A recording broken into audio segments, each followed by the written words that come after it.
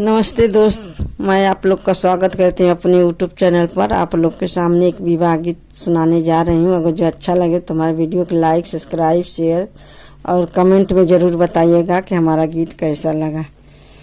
नी दिए का मातल बेटी का मन दे, अरे बेटी का मन दे, अरे बाबी से जरिया गईली सोई रे लालाना, अरे भाभी से जरिया गईली सोई रे लालाना।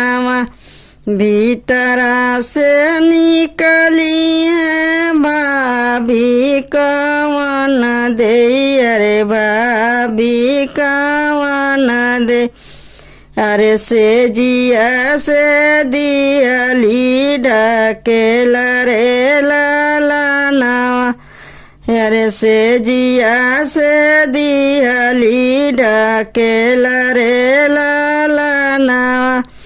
दुआरा से आवेला भैया कवन रामया, रे भैया कवन, अरे झारी पोछिली हला उठाई रे लालाना, अरे झारी पोछिली हला उठाई रे लालाना।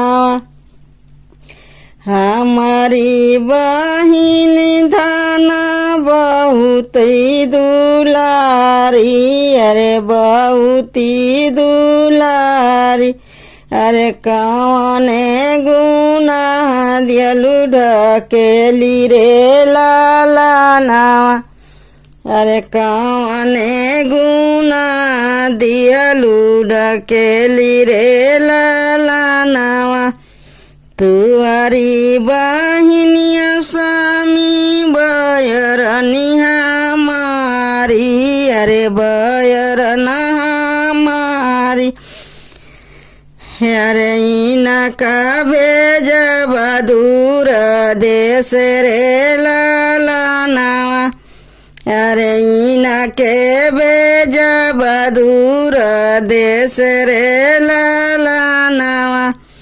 इनकर रोटिया बचल रही हैं स्वामी, बचल रही हैं स्वामी, अरे खाई हैं जे लालाना हमारा रे लालाना, अरे खाई हैं जे लालाना हमारा रे लालाना। निदिया का मातल बेटी कवन दे, अरे बेटी कवन दे, अरे भाभी से जरिया गईली सोई रे लालाना, अरे भाभी से जरिया गईली सोई रे लालाना।